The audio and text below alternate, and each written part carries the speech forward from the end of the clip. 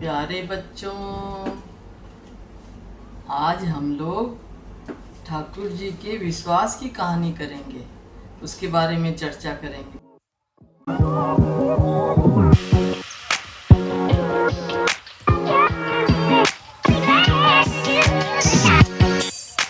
हमारे इतिहास में बहुत सारे उदाहरण हैं कि भक्त की रक्षा करने के लिए, भक्त की बात रखने के लिए ठाकुर जी हर पल तैयार रहते हैं। तो ऐसी ही एक कहानी है बच्चों। बहुत पहले की बात है, जब राजा अकबर थे तब उनके ज़माने में, जैसे राजा लोग के दरबार में तो होते ही थे राजगुरु, राज ऋषि, राज ठाक मतलब वैद्य जी, राज संगीतज्ञ, राज नर्तकी, राज गायक, सब ऐसे राज दरबार में सारे लोग ही रहते थे। तो सब राज दरबार की वही प्रथा होती थी। तो अकबर के दरबार में भी तो 9 रत्न भी थे और ऐसे सारे राज दरबारी भी थे उनके। तो उनके जो गायकों की जो मंडली थी, उसमें एक जो गायक था उसका नाम विश्वेश्वर था। वो गायक इतना मतलब भक्त था भगवान का कि हर वक्त जो भी कविता सुनाता वो भगवान से ही संबंधित कविता सुनाता था। तो और जो दूसरे गायक थे उनको बहुत मन में तकलीफ होती थी कि देखो, हम लोग तो राजा अकबर की स्तुति करते हैं तब ये हम लोग को इनाम मिलता है, और ये भगवान की स्तुति करता है और उसमें भी हमारे बराबर इनाम ले जाता है। तो बच्चों, ईर्ष्या थोड़ी हर क्षेत्र में हो ही जाती है। तो उन गायकों को भी मन में हुआ कि क्यों न राजा को इससे सिखाया जाए कि आप ऐसा उसको आदेश दीजिए कि जो कल कविता सुनाएगा उसमें ये लाइन होनी चाहिए कि सब आस करो अकबर की। तो अब बादशाह तो ये सब उनकी जो चाल थी वो समझ नहीं पाया। तो उन्होंने कहा कि भाई ठीक है, जो कल जो मेरे को जो कविता सुनाई जाएगी उसमें ये लाइन जरूरी होनी चाहिए। हर गायक की कविता में ये लाइन होनी चाहिए कि सब आस करो अकबर की। अब सब गायक लोग तो क्या खुश कि चलो कल बहुत अच्छा लगेगा। अगर इसने गा दिया कि सब आस करो अकबर की, तो इसकी प्रतिज्ञा भंग हो जाएगी कि ये भक्त भगवान का भक्त है, और अगर नहीं गाएगा ये लाइन तो राजा से इसको दंड मिलेगा। तो बस कुटिल बुद्धि होती है बच्चों, तो सब उल्टा उल्टा ही सोचते हैं। तो राजा ने जो आज्ञा दे दी तो सब अपने अपने घर चले गए। दूसरे दिन फिर जब सभा लगी, सब आए, सब उपस्थित हुए सभा में, तो सब अपना अपना कविता प्रस्तुत करने लगे। जब उसने कविता प्रस्तुत करी और उसमें एक लाइन जोड़ दी लास्ट में कि जिसको राम का भरोसा नहीं वो सब आस करो अकबर की। तब सब कवि देखते रह गए, बोले रे भाई, इसने तो ये लाइन भी गा दी और अकबर का गुणगान भी नहीं किया, प्रभु का गुणगान ही किया कि भी जिसको आस नहीं राम की वो आस करो सब अकबर की।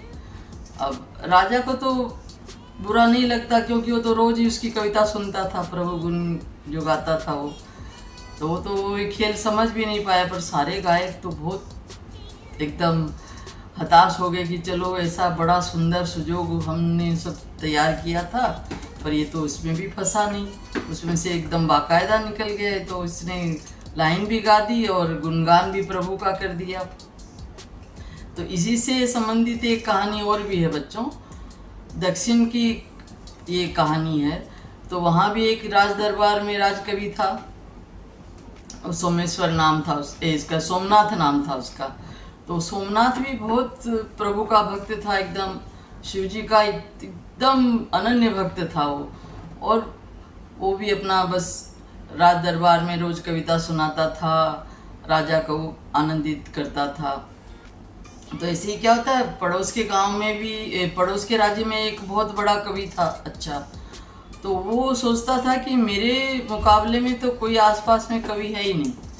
तो एक बार क्या करते बच्चों, वो आता है वहाँ राजा के दरबार में और आके सबको चुनौती देता है कि भाई कल मुकाबला हो जाए राजा जी, आपका राज जो कवि है वो ज़्यादा निपुण है कि मैं ज़्यादा निपुण हूँ। तो राजा बोलते हैं कि भाई ठीक है, जब आप चैलेंज दे रहे हैं तो हमारे जो राज कवि है वो भी सब तैयार है। तो सोमनाथ को बोलते हैं, राजा जी बोले भाई कल मुकाबला होगा, अब जो मुकाबला जीत जाएगा उसे तो मैं इनाम दूंगा, और जो मुकाबला हार जाएगा उसकी जीभ काट ली जाएगी। तो अब सोमनाथ तो बड़ा एकदम घबरा जाता है। उसने भी उसकी प्रशंसा सुन रखी थी बच्चों की, वो बहुत अच्छा गायक है। अब वो सोमनाथ तो क्या करता है, खाना पीना सब छोड़ के, और उनके वहाँ जो शिव जी की जो पूजा करता था, वो सोमेश्वर महादेव का मंदिर था, वहाँ जाके ठाकुर जी के पास बैठ गया और बोले हे ठाकुर जी, आज आपको मेरी लाज रखनी पड़ेगी, क्योंकि नहीं तो कल राजा मेरी जीभ काट देगा। और वो तो सुने बहुत बड़ा विद्वान एकदम है, निपुण है गायक वो तो मुझे लग रहा है कि हो सकता है मैं उससे इस मुकाबले में कुछ कमतर रह जाऊंगा, तो मेरी तो जीभ कट जाएगी, नाथ आपको ही मेरी लाज रखनी पड़ेगी। ऐसे सारी रात वहीं अन्न पानी सब छोड़ के और सोमेश्वर महादेव के पास बैठा रहा। तो पुराने ज़माने में बच्चों ऐसे होता था ना कि जो गांव जो राज दरबार जो राज्य की परिसीमा जो रहती थी, उसी के अंदर राजमहल से थोड़ा हटके राजा का गेस्ट हाउस होता था।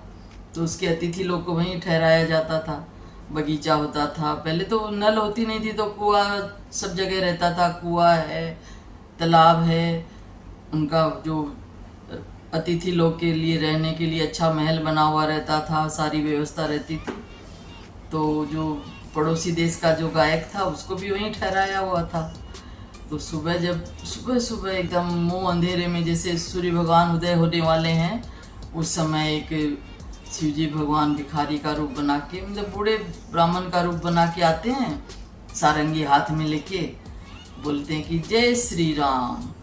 तो गायक बोलता है भाई आइए बाबा, बोलिए क्या बात है, क्या सेवा करें आपकी।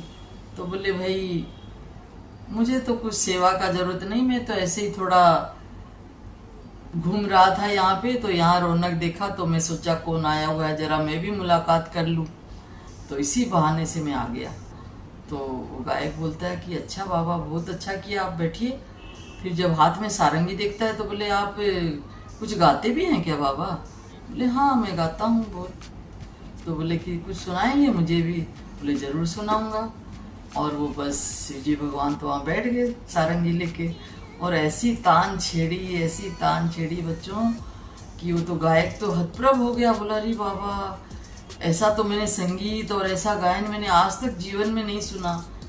तो जब गायन समाप्त हुआ तो बोले प्रणाम करके बोलता बाबा आप इतना अच्छा गाते हैं, आपके गुरु कौन है? बोले मेरा गुरु तो सोमनाथ है, मैं तो उसी का शिष्य हूँ, उसी से शिक्षा ग्रहण करता हूँ।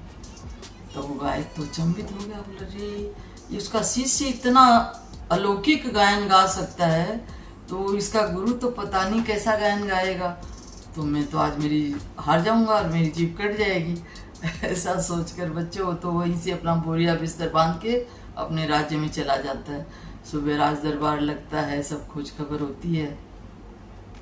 सोमनाथ भी राज दरबार में पहुंचता है। अब सब खुजवाई होती है, भाई गेस्ट हाउस में जाके देखो वो गायक आया नहीं अभी तक, लेट हो गई है।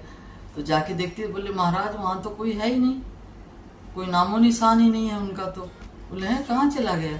तो बोले पता नहीं महाराज, वो तो वहाँ है नहीं गायक। तो सोमनाथ शिव जी भगवान को याद करता है और बोलता है हे नाथ, आपने तो मुझे बिना प्रतियोगिता के ही जिता दिया, आज तो मैं, नहीं तो मेरी जीभ कट जाती। तो बोल बच्चों कहने का मतलब ये है कि भक्त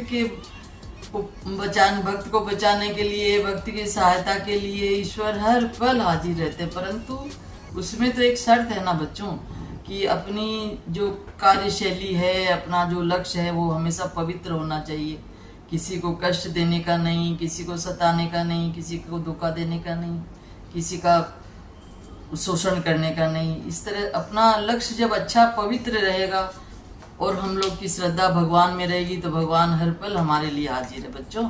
तो हमें भी जीवन में, मतलब हमारा इतिहास है वो बहुत उदाहरण से भरा हुआ है, एक से एक इतने अनन्य भक्त हुए हैं भगवान के, और भगवान ने हर पल आके उनकी सहायता करी है।